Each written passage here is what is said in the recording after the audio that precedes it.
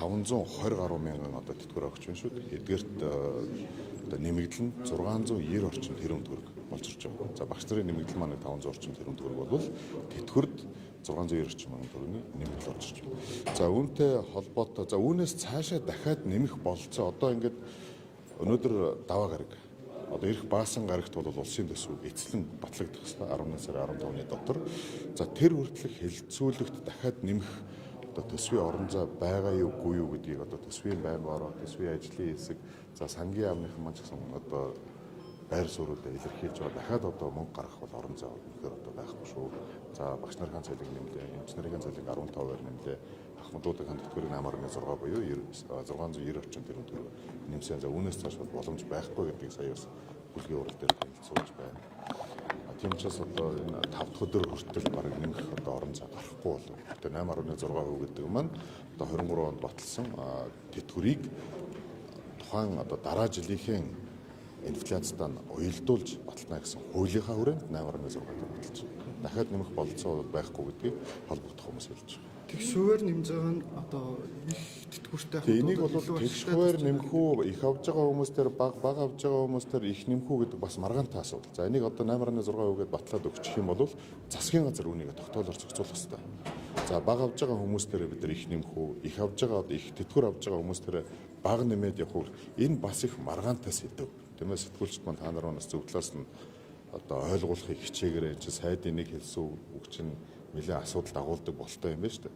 За яагаад тэгэхээр их авж байгаа хүмүүс маань одоо ур чадвараа илүүтэй үзүүлээд 22 жилээ бүтэн нийгэм даатгалын шимтгэлээ төлөөд тогтвортой ажил хийгээд явсан хүмүүс маань тэтгэвэр нь одоо 1 сая төгрөгөөс дээш ч юм уу байна гэж үзэж байгаа. Тэгвэл бид нар насаараа шудраг ажиллаад нийгэм даатгалын шимтгэлээ шудрах төсний тэгвэл хэрэг юу байгаа юм бэ? Одоо хөдөлмөр эрхлээгүй явж байгаа таламжийн тэтгэвэр тогтоогоод эсвэл одоо бүрэн тэтгэвэр гэдэг чинь одоо үндсэндээ зарим ажилсан жил нь хүрэхгүй нийгэм даатгалын шимтгэлээ доктортой төлөөгүй хүмүүстээр тогтдог тэтгэврчүүд биднээс одоо биднийг бодоход доктортой 22 жилээ одоо нийгэм даатгалын шимтгэл төлөөгүй хүмүүсийн тэгвэл нийгэм даатгалын тэтгэврийн нэмээд байгаа нь шудраг юм уу гэсэн хэсэг байна. Бид нар насаараа шудраг ажиллаад яхаараа ингээд торгуулж байгаа шиг бид нар дээр баг нэмээд нөгөө хүмүүс төр их нэмдэг. Энэ бол маргаантай сэдв. Тийм учраас улсын төсөв батлагдсны дараа засгийн газар дээр номинал дүнгээрээ нэмэх үү эсвэл жигд нэмэх үү гэдэг асуулт. Энэ бол дараагийн сэдв. Бид нар одоо энэ үүсгэн нөхцөл байдалтай холбоотой энэ баасан гараг гэхэд улсын төсөв баталж авах нь чухал байна. Энэ солиулсыг яагаад одоо ажил хийх яагаад үйл тоогоод байгаа юм бол үйл тоосон юм ерөөсөө байхгүй. За энийг бол илүүтэй холбогдох сайдаас нь асуугаад энэ эрүүл мэндийн сайдаас за мэдээж хэрэг одоо хөдөлмөрийн маргаан үүсэх юм бол гэрүүл хөдөлмөрийн нийгэм хамгааллын яам оролцож эхэлнэ гэсэн. Хөдөлмөрийн маргаан үүссэн хэсэг нь тодорхой биш байна тийм ээ. Мэдээж хэрэг цалингаа нэмүүлэх гэсэн одоо санал хүсэлтүүдийг илэрхийлж байх шиг байна. Тэгээд салбарын сайдаас асуугаад. 5 жил одоо энэ багш эмчнэрийн цалингийн асуудлыг улс суурьаар нь яаж шийдэх вэ? Тэгэл болгоно энэ асуулт. Тэгээд энэ дээр ажлын хэсэг гараад ажиллаад явж байна. Ер нь энэ цалингийнхаа тогтолцоог тийм энэ чинь одоо яг нeenooгүй хэлэхэд энэ улс төрийн одоо энэ популярттай холбоотой тухайн одоо салбарынхаа сайд болсон хүн нь илүүтэй өөрийнх нь салбарын цалин нэмүүлждэг. Салбар бүрийнх нь хуулиар зохицуулах юм уу? Ерөөсөө энэ цалингийнхаа одоо тогтолцоог нэгдсэн байдлаар холбогдох хууль тогтоомж дээр нь өөрчлөлт хийгээд салбарын хуулиудаас тэр цалингийн асуудлыг авч нэг хуулинд хийх асуудал ажлын хэсэг гараад ажиллаад явж байгаа. Энэ бол яг одоо манай яамны үүрэг. За одоо сая энэ үүссэн нөхцөл байдалтай холбоотой салбар болгон цалингаа нэмүүлэх одоо хүсэлтэд илэрхийлж байгаа энэ үетэй холбоотой ерөнхий сайдаас үүрэг өгөгдсөн байж байгаа ажлын хэсэг гараад ажиллаад явж байгаа. Өчтөр сайдаар таны танилцуул ямар зүйл болдог гэсэн байна.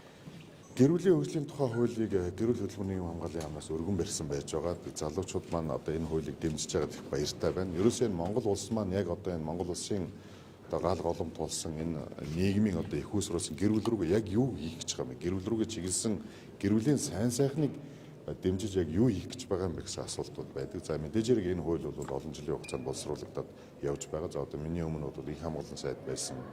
За одоо ингээд замнастрын засгийн газар бол одоо энэ гэрүүлийн хуулийг яаралтай оруулж байгааг дэмжих бол. За нэгдүгээр асуудал мэдээж хэрэг гэрүүлийн нэг гишүүнийг Хуамын орлогын албан тушаалд чөлөөлөх. Хөдөлмөрийн хөлс түүнтэй адилдах одоо орлогоос гэж байгаа шүү. Тийм ээ цалингаас. За цалинг ингээд аваад үзэхээр бас тооцоо бодох ёстой зүйлүүд байна. Магадгүй одоо 10 сая төгрөгийн ихнэр хоёр өндөр цалин авдаг гэр бүл бас байхыг үүсэхгүй. Хэрвээ тэгэх юм бол энэ дээр цалингийн дээд интервалыг тавьж өгөхгүй бол нөгөө өндөр орлоготой гэр бүлийг дэмжих юм шиг.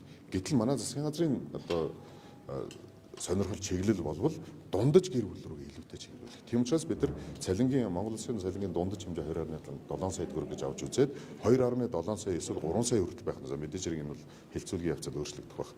А дундаж одоо гэр бүлийг чиглэхтэй холбоотой гэр бүлийн нэг гишүүний хүн амын орлого албатраас чөлөөлөв. Нэгдүгээр зал. Хоёрдугаар орон сууцаа борлуулсан тохиолдолд нөгөө орлогын албатраас чөлөөлөх бас нэг заалт. За ипотек руу мэдээж хэрэг одоо очир дугаар уушаа энэ заалт болгон дээр хүүхдийн тоог тавьж өгч байгаа. За зарим хүмүүс хэлж байгаа хоёр хүүхэдтэй бидний буруу юм уу гэж тийм ээ. Гэтэл Монгол Улсын засгийн газрын нэгдүгээр бодлого бол хүн амын төрөлтийг дэмжих. Та бүхэн бодоод үзтээ одоогоос 15 жилийн өмнө жилдээ 80,000 хүүхэд төрдөг байсан бол 50,000 руу ороод ирж байна. Энд чинь зөвхөн одоо Монгол Улсын проблем биш, дэлхийн нийтийн асуудал болчихлоо шүү дээ. Япон бол одоо үндсэндээ төрөлт нь хамгийн их одоо буурч байгаа улс юм. Тийм учраас Монгол Улсын засгийн газраас төрөлтийг дэмжиж, тэхийн тулд хуулиар хөшүүрэг болгож өгье. Татвар шимтгэлүүдээс нь одоо хөнгөлөх, чөлөөлөх байдлаар гэр бүлийг олон хүүхэдтэй байх бодлогыг дэмжээ гэдэг бодлоготой орж. За энэ дээр бас нэг заалт бол гэр бүлийн эрүүл мэндийн багц даатгалын үйлчилгээ.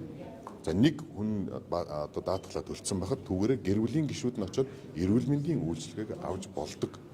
Энэ тогтолцоог энэ маань юу гэхээр Монгол Улсын засгийн газраас эрүүл гэр бүлийг дэмжих, гэр бүлийг эрүүл байлгахыг дэмжих юм бодлогод явж байгаа гэсэн одоо шаардлагатай одоо энэ цаг үетэйгээ нийцсэн заалтууд орж ирж. За энэ гэр бүлийн хөгжлийг дэмжих тухай хуультайгаа зэрэгцээд бас нэг одоо засгийн газар дээр танилцуулагдсан хууль бол хувийн нэмэлт тэтгэврийн сангийн тухай хууль. За одоо ялангуяа яг одоо та бүхэн шиг эд хөдөлмөр эхлээд явж байгаа хүмүүс тэтгэврт гарах үед нь манай нийгэм даатгалын тогтолцоо бол хэлбэлзэлгүй тогтвортой эв санааны үндсэн дээр та бүхний төлсөн дээр нийгэм даатгалын шимтгэл маань та бүхнийг өндөр наснд гарах үед яг та бүхний төлөө зориулагддаг байх зорилгоор хувийн нэмэлт тэтгэврийн сангийн тухай хуулийг санаачлан боловсруулж засгийн газар дээр танилцуулсан байж байгаа. За энэ хууль маань тэтгэврт гарах иргэнийг олон их усрээс тэтгэвэр авах боломжийг бүрдүүлж өгч байгаа. За одоо та бүхэн маань яг одоо манай энэ Монгол Улсын явж байгаа нийгэм даатгалын тогтолцоо бол бас муу тогтолцоо биш шүү. Нүүбэд бүртгэлтэй 193 улсаас 160 улс нь яг манай энэ тогтолцоогоор явж байгаа. За маш олон улсууд хоримтлын тогтолцоо руу шилжээд одоо буцаад ухарж байна. Өнгөр улс, Чили улс. Яг тэгэхээр нөгөө хоримтлын тогтолцоо маань бид бүхнээс нийгэм даатгалын шимтгэл авчаад түүнийгээ өсгөж, үржүүлж, арвижуулах үүргийг хүлээж байна. А тэр сангийн мөнгө маань хаашаа ордог гэхээр санхүүгийн хөрөнгө оруулалтын зах зээл рүү ордог. А гэтэл нөгөө хөрөнгө оруулалтын зах зээл нь өөрөө тогтвортой биш байдаг учраас дараа нь ахмадуудыгаа бид нар тэтгэврт авах үед нь авах тэтгэвэр нь хэлбэлцтэй байж ерөөсөө бол.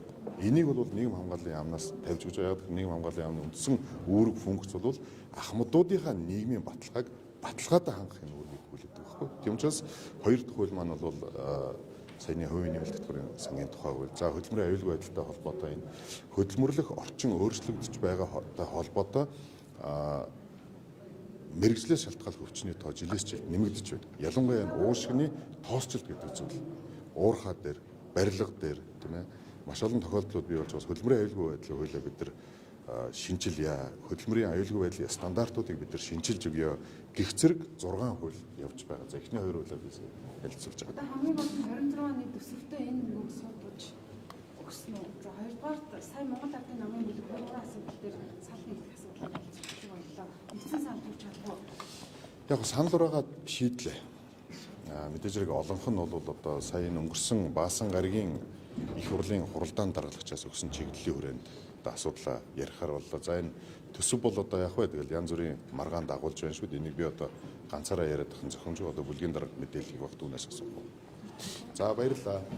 Манай гэр бүлийн хууль хэмжээр